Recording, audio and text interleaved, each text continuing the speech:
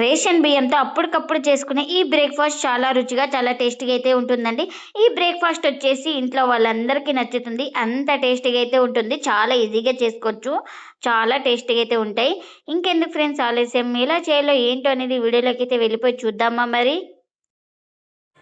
ముందుగా ఒక mixing bowl అయితే తీసుకొని అందులోకి ఒక కప్పు రేషన్ బియ్యం అయితే వేసుకోవాలి. ఈ రేషన్ బియ్యాన్ని ఒక 3 సార్లు శుభ్రంగా వాష్ చేసుకోవాలి.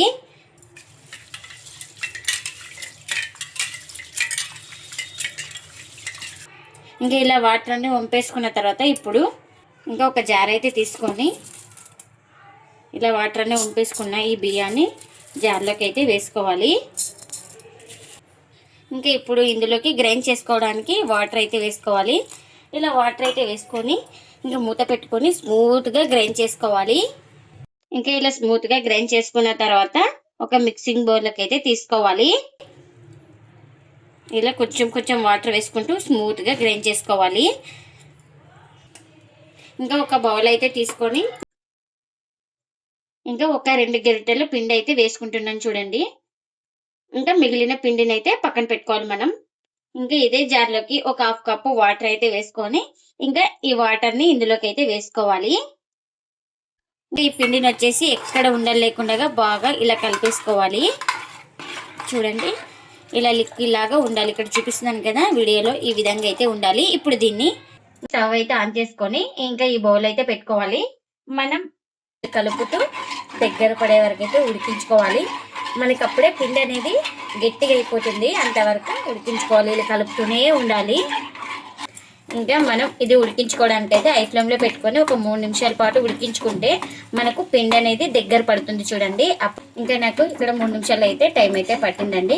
పిండి అయితే దగ్గర పడింది కదా. స్టవ్ అయితే ఆఫ్ చేసుకొని చల్లారనివ్వాలి. పూర్తిగా చల్లారిన తర్వాత అయితే జార్ అయితే తీసుకొని అందులోకి అయితే వేసుకోవాలి. ముందుగా ఉడికించుకున్నాం కదా, పేస్ట్ అయితే జార్లోకి అయితే తీసుకుంటున్నా. ఇప్పుడు ఇందులోకి 1 స్పూన్ పంచదారని అయితే వేసుకోవాలి. ఇప్పుడు కాస్త వాటర్ అయితే వేస్తున్నాను. మూత పెట్టుకొని ఒక 2 సార్లు పల్స్ ఇస్తే చాలండి, స్మూత్గా గ్రైండ్ అవుతుంది. బియ్యం అయితే గ్రైండ్ చేసుకొని ఒక బౌల్లోకి అయితే తీసుకున్నాం కదా. అందులోకి అయితే గ్రైండ్ చేసుకున్న తర్వాత ఈ పిండిని అయితే మనం కలుపుకోవాలి. ఇప్పుడు దీన్ని పక్కన పెట్టేసుకుందాం. మరొక మిక్సింగ్ బౌల్ అయితే తీసుకొని అందులోకి 1 కప్పు ఇడ్లీ రవ్వ అయితే వేసుకోవాలి. మనం బియ్యం ఏదంతా తీసుకున్నామో అదే కప్పుతో రవ్వను కూడా తీసుకోవాలి, ఇడ్లీ రవ్వను. ఈ రవ్వను కూడా ఒక 2 సార్లు శుభ్రంగా వాష్ చేసుకుందాం. ఇలా 3 సార్లు వాష్ చేసుకొని వాటర్ అన్ని వంపేసుకున్న తర్వాత ఈ ఇడ్లీ రవ్వను ఇప్పుడు ఈ బియ్యం పేస్ట్లోకి అయితే రవ్వను అయితే వాటర్ అన్ని బాగా ప్రెస్ చేసుకొని ఇందులోకి అయితే వేసుకోవాలి. ఇలా రవ్వలో మొత్తం వాటర్ అన్ని బాగా పిండేసుకోవాలి. ఇలా మొత్తం వేసుకున్న తర్వాత ఇప్పుడు నేను ఇక్కడ చేతితోనే బాగా ఇలా కలిపేస్తున్నాను. చేతితో కలిపేసుకుంటే మొత్తం బాగా కలిసిపోతుంది. మీరు కావాలంటే స్పూన్ తోటి కూడా కలుపుకోవచ్చు. ఇలా పిండి మొత్తాన్ని ఒకసారి బాగా కలుపుకున్న తర్వాత ఇందులోకి రుచికి తగినంత సాల్ట్ని కూడా వేసుకుంటున్నాను. ఈ సాల్ట్ కూడా వేసుకొని మొత్తం ఒకసారి బాగా కలిపేసుకుందాం. ఇలా కలుపుకుంటే మనకు సాఫ్ట్గా వస్తుంది. ఇలా మొత్తం బాగా కలుపుకున్న తర్వాత ప్లేట్ అయితే పెట్టుకొని ఒక 10 నిమిషాలు పక్కన పెట్టుకుంటే మనకు రవ్వ అనేది బాగా నానుతుంది. ఇప్పుడు చట్నీ కోసం అయితే ఒక జార్ అయితే తీసుకొని ఇందులోకి వేయించుకున్న పల్లీలు అయితే వేసుకోవాలి. నేను ఇక్కడ కారం అయితే వేసుకొని చట్నీ అయితే చేస్తున్నాను. మీరు కావాలంటే మిర్చి ఫ్రై చేసుకొని వేసుకోవచ్చు. అలాగే రుచికి తగినంత సాల్ట్, గ్రైండ్ చేసుకోవడానికి కాస్త వాటర్ అయితే వేసుకోవాలి. ఇప్పుడు మూత పెట్టుకొని గ్రైండ్ చేసుకుందాం. ఇలా గ్రైండ్ చేసుకున్న చట్నీని అయితే ఒక బౌల్ తీసుకొని అందులోకి అయితే వేసుకుంటున్నా. ఇందులోకి పోపు కూడా పెట్టుకున్నాను. ఆ పోపును కూడా ఈ చట్నీలోకి అయితే వేస్తున్నా. మనకు చట్నీ అయితే రెడీ అయిపోయింది. ముందుగా ఇలాంటి పాత్ర అయితే తీసుకోవాలి. ఇప్పుడు ఈ పాత్రకి ఆయిల్ అయితే అప్లై చేసుకోవాలి.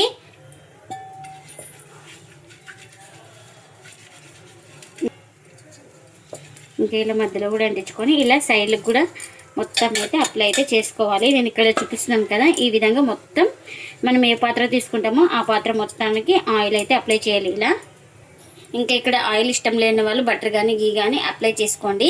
ఇంకా ఇప్పుడు ఈ పాత్రను పక్కన పెట్టేసుకుందాం. ఇప్పుడు ఒక 10 నిమిషాల తర్వాత అయితే చూపిస్తున్నాను చూడండి. ఇంకా మనకు రవ్వ కూడా బాగా నానింది. ఇంకా ఇలా మొత్తం ఒకసారి బాగా కలుపుకుందాం. ఇక్కడ ఇంకా వంట సోడా అయితే వేసుకోవాలి. ఇంకా వంట సోడా ఇష్టం లేని వాళ్ళు ఈనో కూడా వేసుకోవచ్చు. చూడండి, ఒక 1/4 టీ స్పూన్ కంటే ఎక్కువ అయితే వంట సోడాని అయితే వేసుకోవాలి.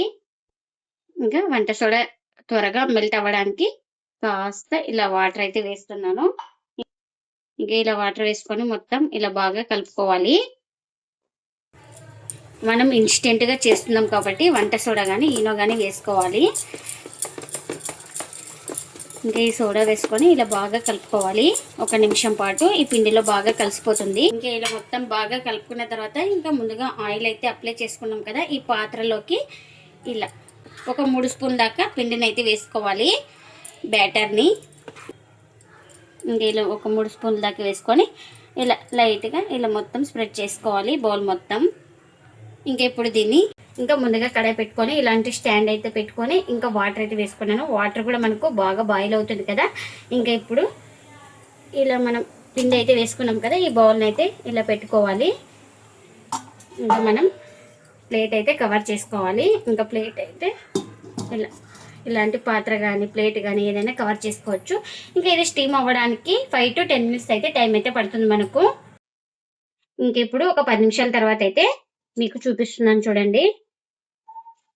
ఇంకా మనకి ఇది స్టీమ్ అయిందో లేదో ఇలా నైఫ్ తోటి ఇంకా ఇలా చెక్ చేసుకోవాలి. చూడండి, ఎక్కడ పిండి అయితే లేదు కదా, మనకు 10 నిమిషాలు అయితే టైం అయితే పడుతుంది.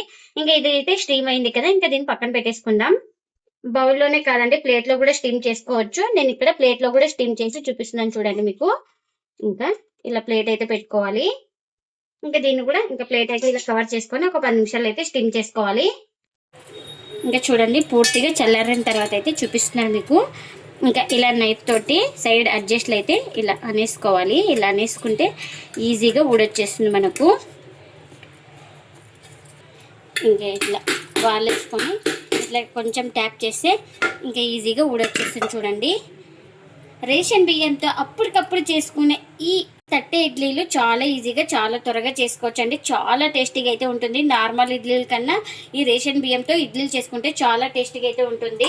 ఇంటిల్లిపాది అందరికీ నచ్చుతుంది, అంత టేస్టీగా అయితే ఉంటుంది. చూడండి, ఇంకా ప్లేట్లో ఇడ్లీ కూడా ఇలా పెట్టేసుకున్నాను. చాలా టేస్టీగా అయితే ఉంటాయండి. ఇంకా ఇలా షేప్ అయితే కట్ చేస్తున్నాను నేను ఇక్కడ మీకు చూపించడానికి. ఇంకా చూడండి, చాలా బాగా స్టీమ్ అయింది, సాఫ్ట్గా కూడా ఉన్నాయండి ఇడ్లీలు అయితే.